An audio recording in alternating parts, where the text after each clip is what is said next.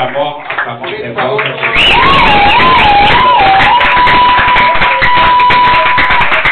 Que le Seigneur vous bénisse. Amen.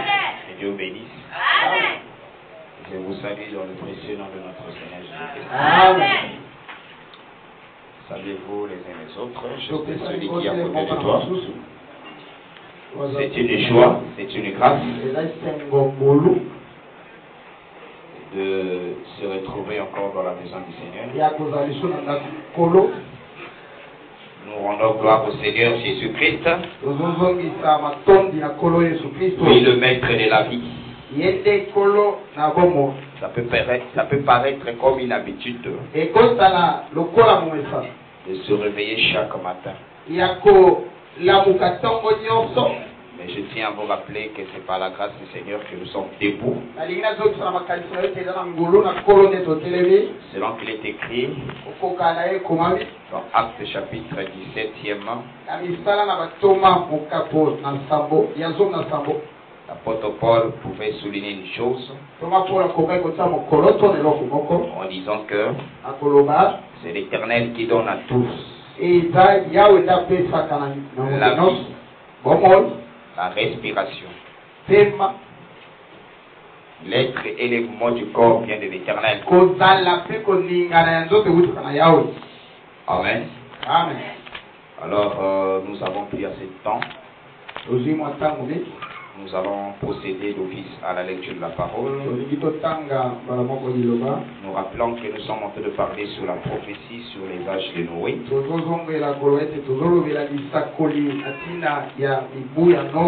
En premier, nous avons commencé à faire ressortir la date à laquelle avait eu les déluges de Noé. On avait fait ressortir déjà la date à laquelle il y a eu les déluges sur la terre, chose à laquelle les gens de ce monde et les savants, on voulait savoir à quelle date, à quelle période, à quel moment il y a eu le déluge. Mais le Seigneur a mis son calendrier dans la Bible.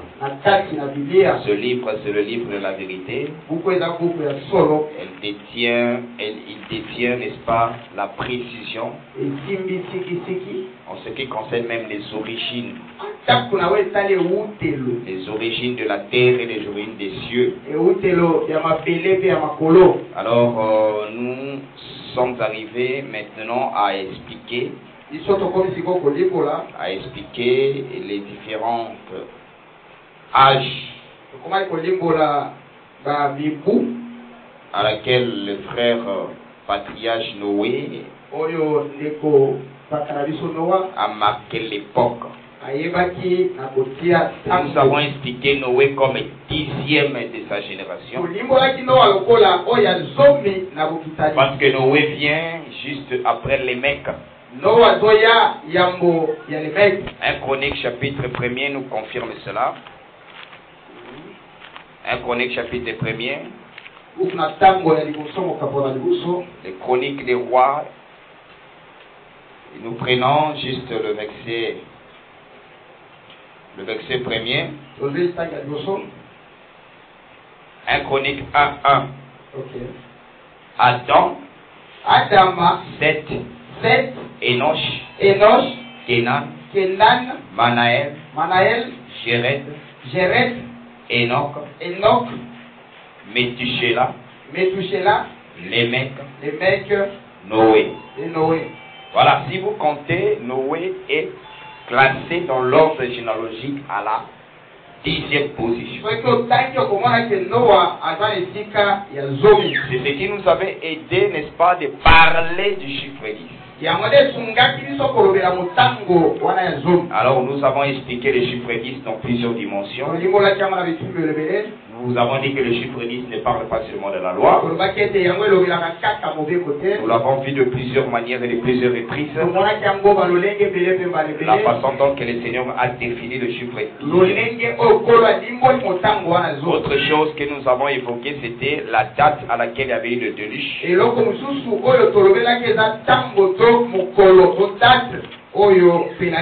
Par rapport au calendrier que le Seigneur avait donné à Adam. Le déluge a eu lieu. Le déluge de Noé a eu lieu précisément à l'an 1050. Amen. C'est la date à laquelle il y a eu le déluge. Ce n'est pas une imagination, c'est des Écritures. Amen. C'est des Écritures, nous l'avons déjà défini. Alors nous avons dit qu'il y a un pourquoi sur ce chiffre. 1056 c'est un chiffre qui cache 1056 une pensée dans les Écritures. Alors, ce matin, en peu de mots, nous allons introduire les premiers âges que Noé a marqués dans les Écritures. Je suis dans Genèse chapitre 5e, le verset 32. Noé, âgé de 500 ans, engendra Sem, Cham et Japheth. Il est écrit qu'à 500 ans, Noé a engendré, il a engendré Sem, Cham et Japheth. Donc 3 fils ont été engendrés la même année. Maintenant, lorsqu'il est dit tantôt, quand je disais qu'à 1056, j'allais dire que c'était la date à laquelle Noé est né. J'allais dire c'était la date à laquelle Noé était né. Noé est né à l'an 1056. Parce que dans les Écritures, nous connaissons même l'année où Adam est né. Nous connaissons même l'année à laquelle Adam est mort. Je ne dis pas l'âge, je parle de l'année. Même la date de naissance de ses enfants, tels que Seth, Enoch, Kenan, Manaël, Jéred, Enoch, Métusélah, jusqu'à la venue de Joseph. Il y a la date de leur naissance et la date de leur décès. Ça c'est un autre sujet où nous expliquons souvent le calendrier des origines du temps. Alors nous retenons que Noé est né à 1056. Et quand il arrive à l'âge de 500 ans, cela veut dire à cet âge-là, la terre était devenue âgée de 1556.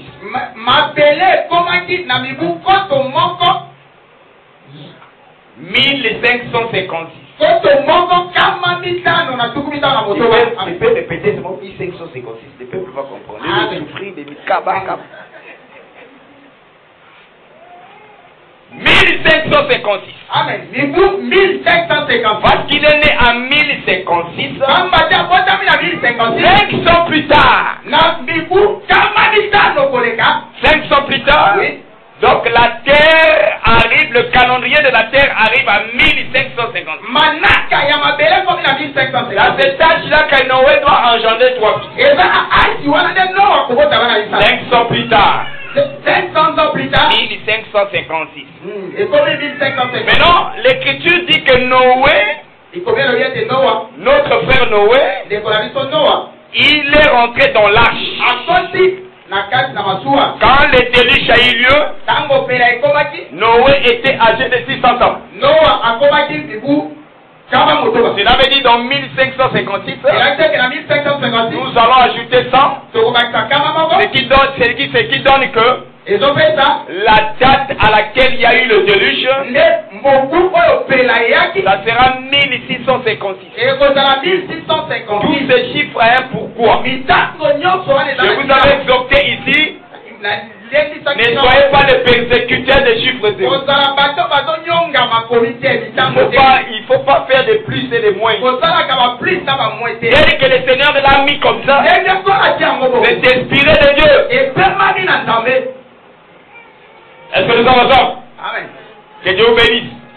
Ça demande tout un tableau que Dieu vous fasse vraiment des calculs. Mais le Seigneur nous fera grâce, je crois qu'on aura le temps pour y réfléchir. Si cela vraiment nécessite un besoin. Écoutez, frère, à l'âge de 500 ans, il engendre 3 fils. Ne viens pas ici enlever des zéros. Sois pas persécuteur des zéros. Parce que quand tu prends 500, si tu l'écris en chiffres romains, si tu lis la Bible, la Bible écrite, et qu'il y a des chiffres romains, tu auras du mal à rencontrer des zéros. Parce qu'en chiffre romain, il n'y a pas les zéros. Est-ce que vous comprenez très bien? Amen. Or, l'évangile doit être prêché dans toutes les langues. Même en chiffre romain, l'évangile doit être prêché. Mais quand vous enlevez des zéros, c'est le mot ici. Il faut chercher les zéros sur chiffre romain. Tu vas voir que ton enseignement sera limité. Alors, pourquoi le Seigneur a permis que Noé engendré à l'âge de 500 ans? Et 100 ans plus tard, il y a eu une déluge. Cela veut dire quoi? Noé a pris le temps de construire l'arche. L'arche est apparue 100 ans plus tard. Vous comprenez très bien. 500 plus tard. 100 ans plus tard, à l'âge de 600 ans, l'arche est née. L'arche a été manifestée. Et à ce moment-là, Noé, le père, devait rentrer dans l'arche. Mais il fallait attendre 100 ans. Alors, qu'en est-il du chiffre 500? Et le Seigneur va vous bénir. Acclamez très fort pour la gloire de Dieu. Je donne la première définition. Genèse chapitre 5, le verset 6. Faites âgé de 500 ans. Engendra Enoch. Est-ce que vous écoutez? Faites engendra Enoch à quel âge? À l'âge de 500 ans. Comme Noé a engendré Sem, Japhet et Cham, à l'âge de 500 ans, faites aussi avoir engendré Enoch à l'âge de 500 ans. Bon, il est resté 500 ans. Il est resté 500 ans. Il est resté sans enfanter, sans engendrer. Quand il atteint l'âge de 500 ans, c'est alors qu'il engendre Enoch. Alors qui est Enoch? Enoch, c'est le fils à lequel l'adoration était venue sur la terre. Est-ce que nous sommes ensemble? Je prends l'écriture. Écoutez.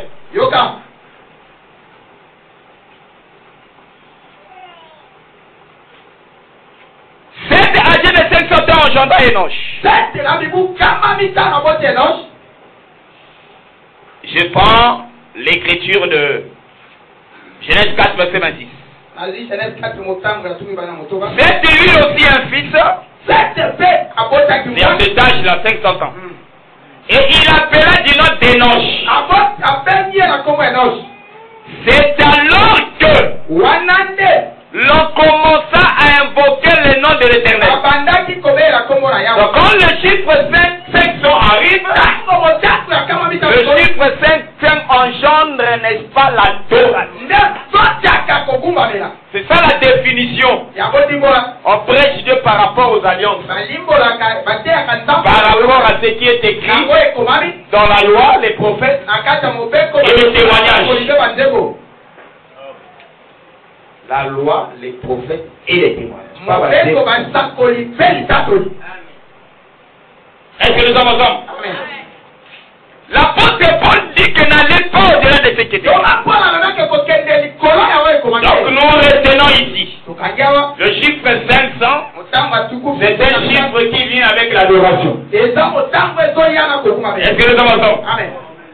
C'est à cet âge-là qu'on a commencé à invoquer l'Éternel. Je comprends par là. On ne peut pas invoquer le nom de l'Éternel et on n'a pas la foi. Si on n'a pas la foi, il faut d'abord avoir la foi pour invoquer le nom de l'Éternel. Parce que ce n'est pas n'importe qui invoque le nom de l'Éternel. Or, la foi Dieu ne fait qu'en entend. C'est que c'est à ce chiffre-là qu'il y a la manifestation de la foi. Noé de même, lui qui a été appelé le juste, je vous informe, quand il a atteint l'âge de 500 ans, c'était à cet âge-là et l'Éternel lui avait donné la mission de détruire la terre. Parce qu'il avait écouté et la foi était née et il devait engendrer quoi. C'est qu'avant 500 ans, c'est toute une période. Il y a toute une période qui s'est 400 ans précède de 500 ans. Oh, parlez des chiffres 400. Je dois aller voir Genèse. Je dois aller voir Abraham. Il lui a été dit que ta postérité ira dans une terre étrangère. Ils seront asservis pendant combien de générations? Pendant 4 générations. Or, nous avons vu qu'Israël est sorti quand ils avaient atteint 430 ans. Cela veut dire que 430 ans égale à 4 générations. Est-ce que vous comprenez très bien? 430 ans égale à 4 générations. C'est que le chiffre 400, c'est le temps à lequel le peuple d'Israël passe à l'esclavage. Et à l'esclavage. Israël a duré 430 ans d'esclavage. 4 générations. C'est ainsi que nous lisons. Les 400 ans qui précèdent, c'est un signe qui explique tout un temps pour nous. Le temps à lequel le Seigneur voulait expliquer, le temps à lequel nous étions tous dans l'esclavage. Est-ce que vous comprenez très bien? Nous étions tous dans l'esclavage. Mais il était question que les 500 arrivent. Les 500 qui arrivent, c'est celui qui vient avec l'adoration. Voilà pourquoi nous pouvons expliquer, selon le livre de Genèse chapitre 30,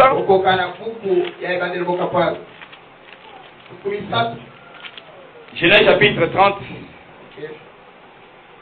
je prends le verset 22e. Nous allons prendre deuxième définition.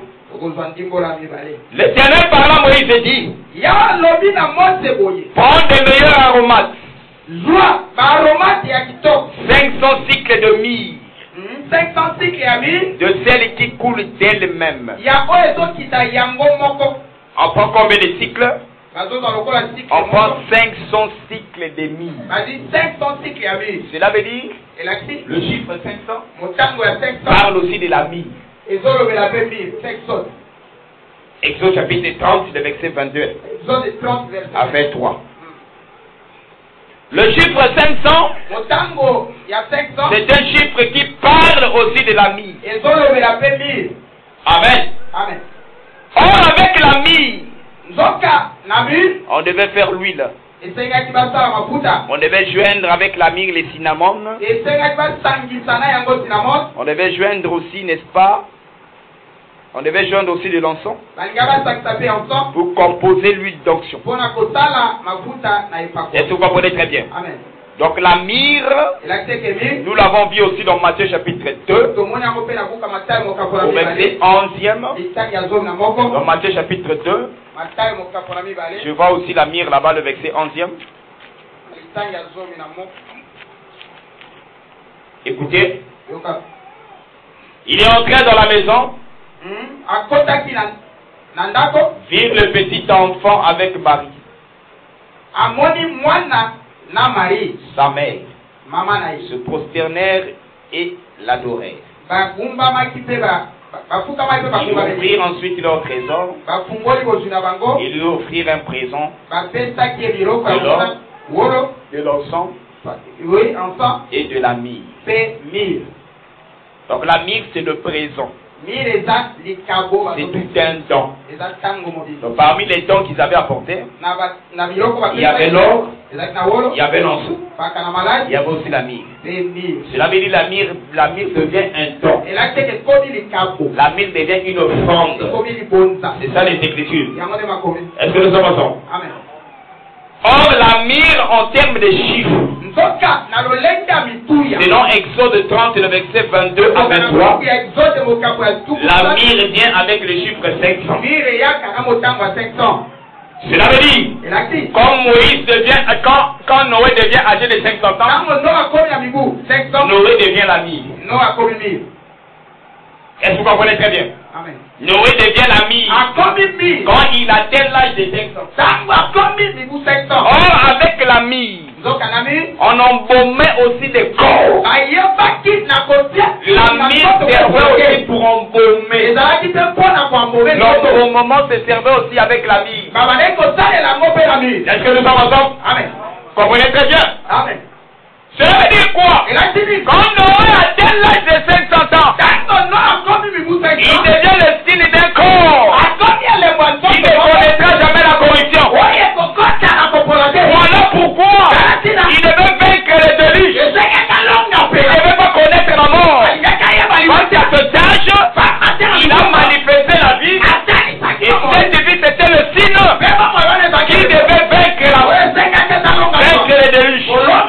Or, les déluges, il y avait deux portions. Il y avait la pluie, il y avait aussi les abîmes. Lorsque nous allons avancer, vous allez comprendre que l'ouverture de l'abîme parle aussi des séjours des morts. Cela veut dire quoi? Noé, il a vaincu les choses de l'abîme. Cela expliquait l'image de Christ. Et son corps ne devait pas voir la corruption. Il devait vaincre la mort. Et je ne vais vous bénir. Acclamez cette fois pour la gloire de Dieu. Voilà la pensée du chiffre 500. C'est un chiffre qui vient avec l'adoration. C'est un chiffre qui parle de la myrrhe. Et la myrrhe, nous l'avons vu comme le signe de la vie, de l'incorruptibilité. Parce qu'avec la myrrhe, on se servait pour embaumer les corps. Voilà le premier âge que l'Éternel a retenu dans nos rois. Quand il avait 400 ans, il n'y a eu aucun événement. Quand il avait 300 ans, il n'y a eu aucun événement.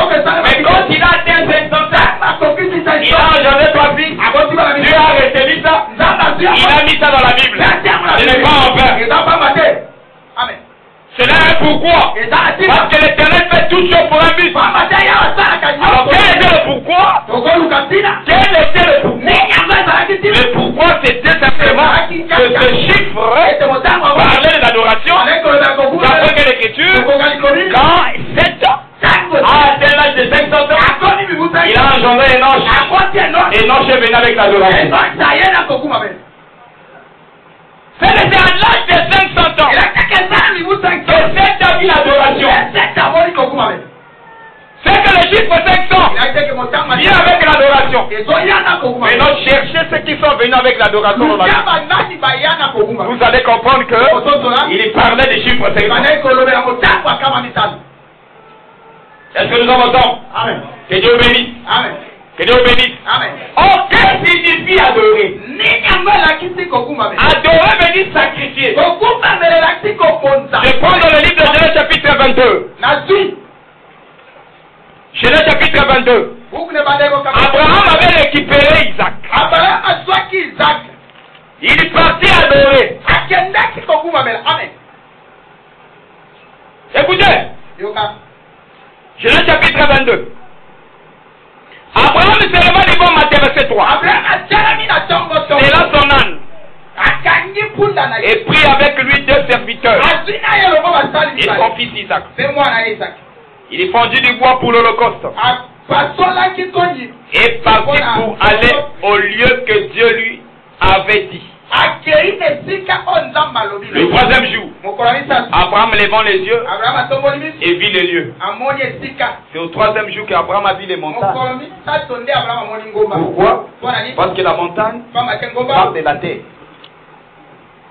Parce que la montagne parle de la terre. Or la terre était apparue au 3e jour. Abraham était le son du commencement. Il a marché pendant 3 jours.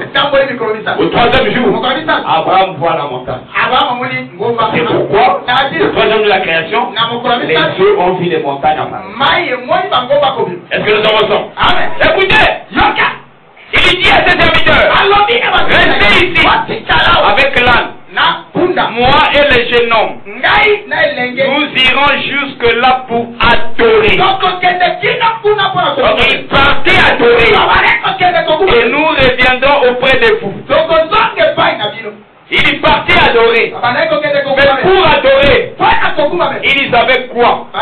Écoutez ce qu'Isaac a dit. Alors Isaac parlant à Abraham, son père, dit, mon père.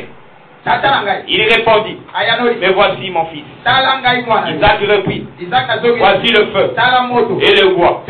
Où est l'agneau pour l'Holocauste? Abraham répondit, mon fils, Dieu pourra lui-même de l'agneau pour l'Holocauste. Ils marchèrent tous deux ensemble. Est-ce que vous comprenez très bien? C'est que pour adorer, il faut avoir l'agneau. Il faut avoir l'agneau. C'est que l'agneau nous vend l'adoration. Or l'adoration en termes de chiffres. C'est le chiffre 500. Cela veut dire quoi? Quand Noé a atteint l'âge de 500 ans, c'était le temps de l'adoration. C'était le temps de sacrifice. Est-ce que vous comprenez? C'était le temps de sacrifice. C'est que l'âge de 500 ans de Noé, c'était le signe prophétique de l'œuvre de la croix. La vraie adoration, c'est Jésus crucifié. Parce que pour adorer, il faut avoir un lieu. Il faut avoir le lieu de l'adoration. Or, le lieu de l'adoration, chez Abraham, c'était la montagne. Et sur la montagne, il y avait le bélier. Or, la même montagne que Abraham avait sacrifié, et la montagne que Salomon est venu construire le temple.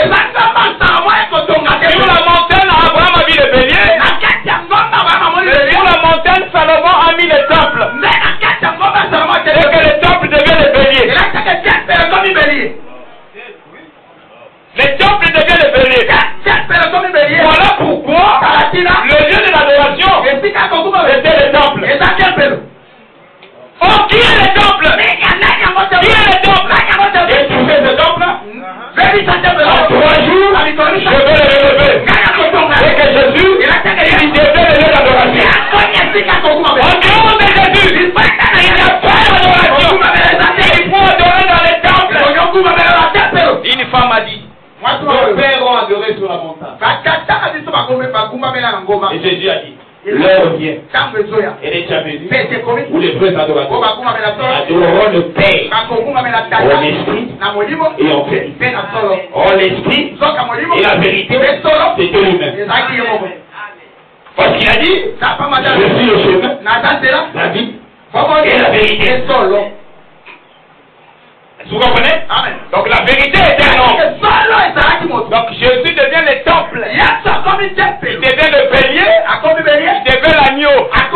Cela s'est expliqué à l'âge de 500 ans. Quand Noé a atteint, vous rejoignez les 3 fils. Et quand toi tu dis ça, tu verras jamais Noé âgé de 500 ans, tu vas voir jamais des béliers, des temples. Mais il y a des béliers, les temples. Quand tu vas voir, c'est mon 500 ans, il a engendré. Mais 500 là, il faut comprendre ça selon la pensée des Écritures. C'est le chiffre qui vient avec l'adoration. L'adoration, c'est le sacrifice. C'est l'œuvre de la croix. Donc si je veux casser le calendrier, c'est que 500 ans marque le chemin de la croix. Donc 500, la croix, c'est le chiffre 500. Est-ce que nous sommes ensemble? C'est le sacrifice. Maintenant, il y a 100 ans qui doivent s'écouler. 500 ans plus tard. 100 ans plus tard. Noé atteint l'âge de 600 ans. Est-ce que vous voyez? Amen.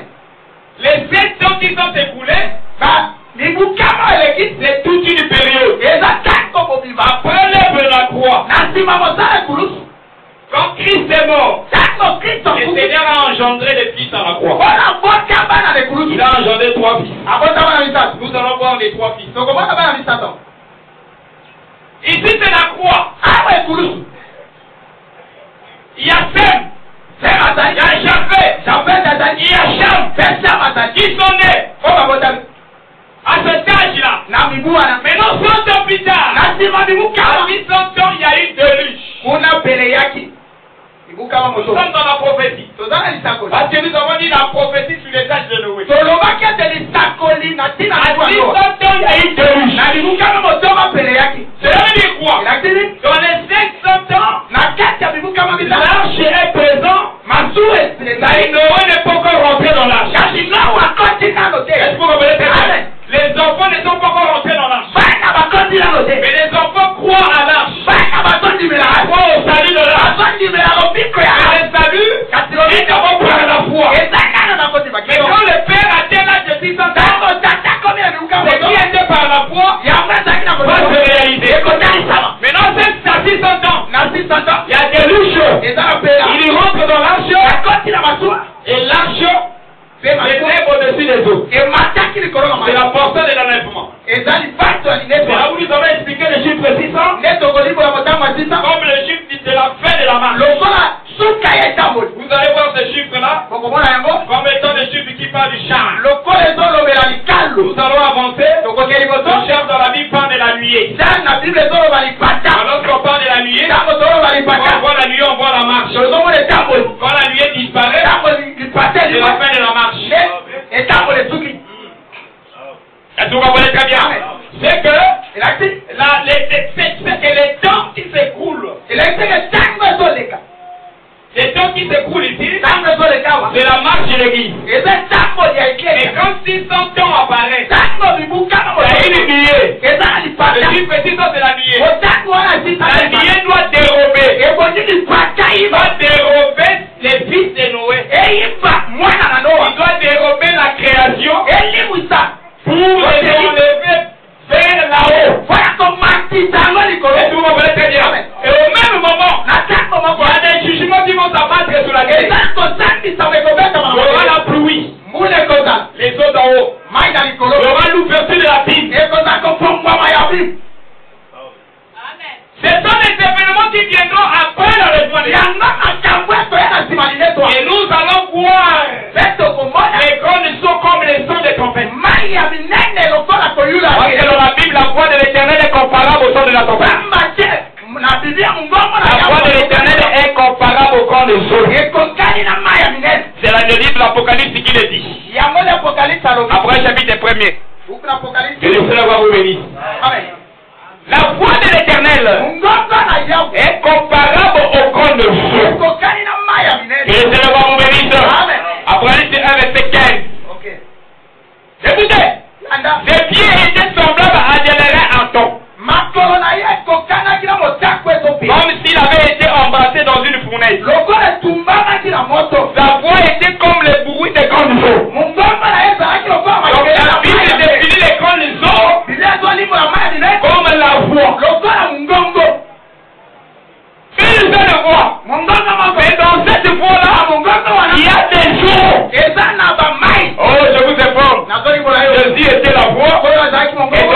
Jésus, il y avait des eaux. Des eaux qui étaient en Jésus. Et tous les prophètes. Tous les prophètes voulaient faire entendre une seule voix. Et pourquoi pas envoyer Jésus? Élie était en lui. Enoch était en lui. Jérémie était en lui. Ézéchiel était en lui. Jean-Baptiste était là. Et tous ils formaient les eaux. Mais Jésus était la voix. Parce que la voix c'était prophète. Jean-Baptiste dit que je suis la voix de celui qui crie dans le désert. La voix c'était non. Jésus étant le prophète, il est la voix et la voix des grandes eaux. Quand tu vois Jésus, tu entends Moïse parler. Quand tu vois Jésus, tu entends Ézéchiel parler. Quand tu vois Jésus, tu entends Jérémie parler. Il est la voix des grandes eaux. Et je te bénisse. Et je te bénisse. C'est pourquoi nous disons, frère, lorsqu'on retient les grandes eaux comme la voix, on prend le terme voix. Qu'est-ce qu'il signifie voix? Qu'est-ce qu'il signifie voix? Nous posons la question au prophète. Parce qu'un sage nous a dit, interroge ce d'hier. Dans Job chapitre 8, le verset 8. Car ceux d'hier donne instruction à ceux d'aujourd'hui. Donc je dois interroger le prophète. Que veut dire la voix? Que veut dire la voix? Je vois un prophète me répondre. C'est le frère Esaïe. Je suis dans Esaïe chapitre 58, verset 1er. Crie au plein gossier. Ne te retiens pas. Élève ta voix comme une trompette. La voix c'est une trompette. La voix est dans les grandes eaux. Les eaux du déluge. Il faut des trompettes. Est-ce que vous comprenez bien? Mais ces sons des trompettes se feront entendre quand? Il faut que Noé et sa famille soient enlevés. C'est alors qu'il y aura le déluge. Et dans les trompettes, nous avons quoi? Nous avons des portions. Parce que les déluges, avec la pluie, les eaux d'en haut, les déluges, vient aussi avec l'ouverture de la Bible. Or, les jugements apocalyptiques, les trompettes apocalyptiques, il y aura des sons de trompettes qui viendront d'en haut. Il y a des sons de trompettes qui viendront aussi d'en bas. Nous allons voir ça. Parce qu'au 5e trompette, on nous parle sur l'ouverture de la Bible. On va ouvrir la Bible. Et quand on ouvre la Bible, on voit des sauterelles sauter. C'est que l'ouverture de la Bible ici, il a fait sortir les eaux, annoncer les eaux des 5e trompette. Mais la pluie, ce sont les sons des trompettes qui viennent d'en haut. Nous allons y arriver avec des détails. Pour ce matin, je vais m'arrêter là pour expliquer le chiffre 5. C'était le premier âge. Nous l'avons dit. Les âges qui ont été retenus. 500 ans. 2. 600 ans. 3. 601 ans. C'est l'âge à laquelle Noé est sorti dans l'arche. C'est que nous allons voir. Noé est resté dans l'arche pendant une année. Nous allons comprendre une année là. Amen. Après les une année, il a l'âge de 601 ans. Il sort de la terre. Quand il sort de la terre devient une nouvelle création. Noé en sortant, il va faire quoi? Il ne va pas dormir. Quand il est sorti, la première des choses, Noé a sacrifié. C'est l'adoration. Donc après le jugement, ça fera le temps de l'adoration. La sortie de Noé dans l'arche, c'est le temps du règne millénaire qui viendra après le jugement apocalyptique. Dans les âges de Noé. Pour ce matin, l'Éternel va te bénir. Et l'Éternel va te bénir. Le chiffre 500, vient avec l'adoration. Le chiffre 500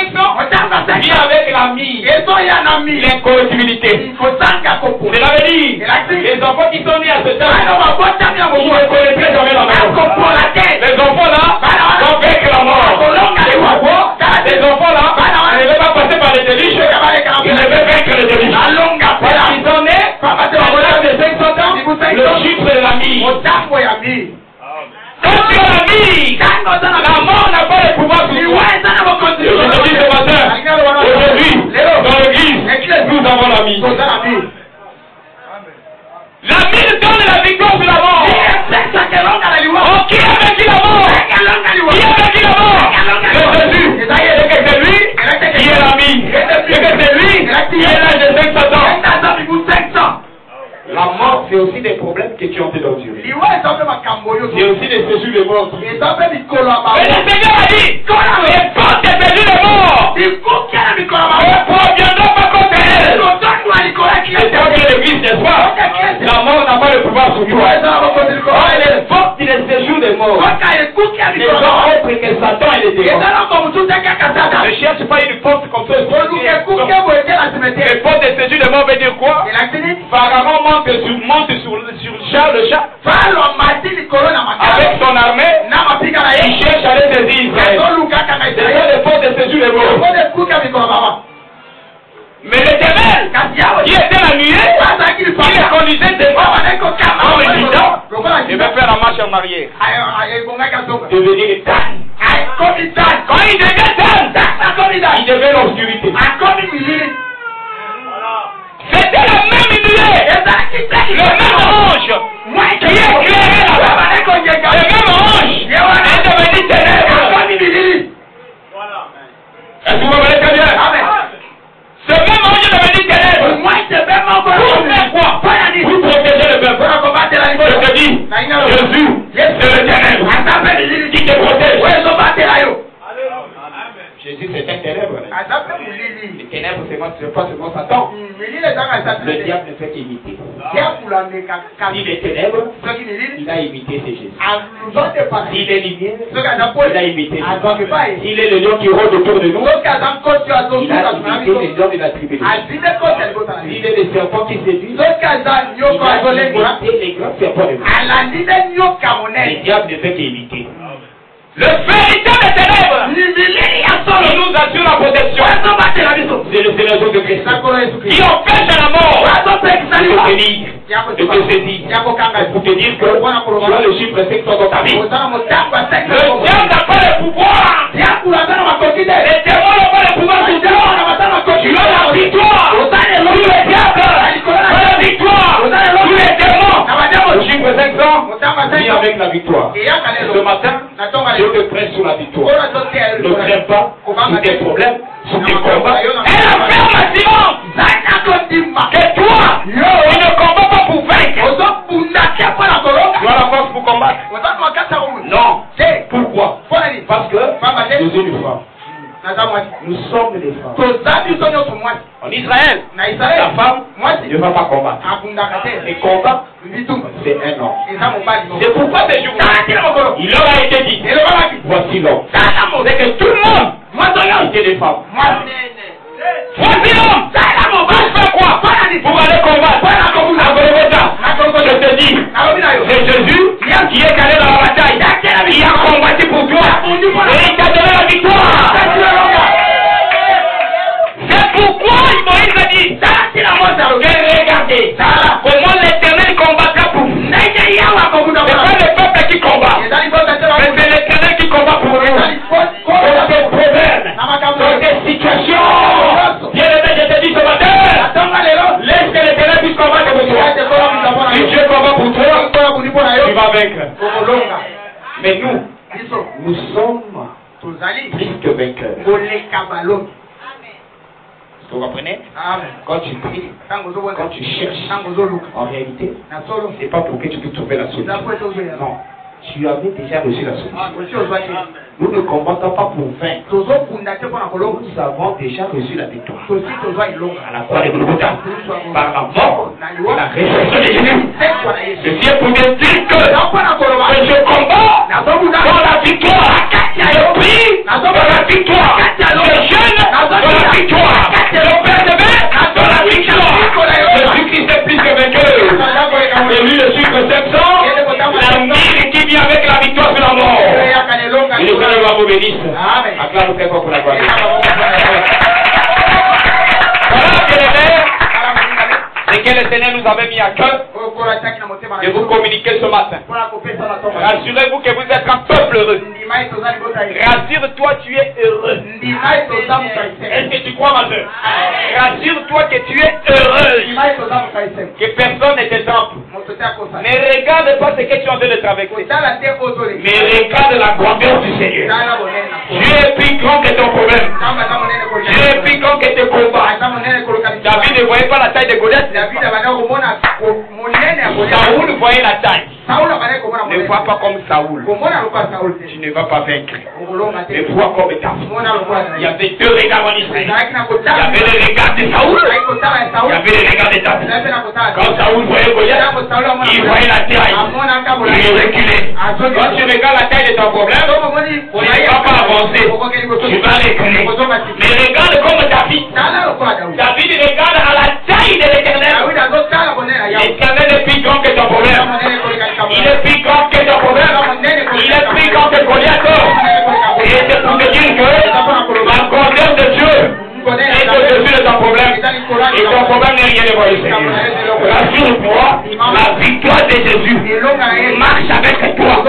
Tu vas vaincre en tout et pour tout. Peu importe tes problèmes-là, tu sortiras vainqueur. Pourquoi? Parce que tu as Dieu en toi. Tu as celui qui combat pour toi. Que Dieu te bénisse. Acclamez très fort pour la gloire de Dieu.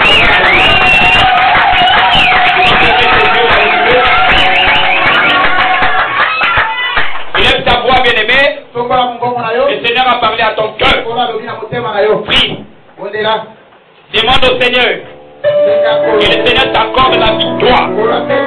Le chiffre 500 qui te donne la victoire sur tes problèmes. Les problèmes qui te tourmentent ce matin. Prie pour ça. Demande la victoire de Jésus-Christ. Nous élevons nos voix, nous prions le Seigneur.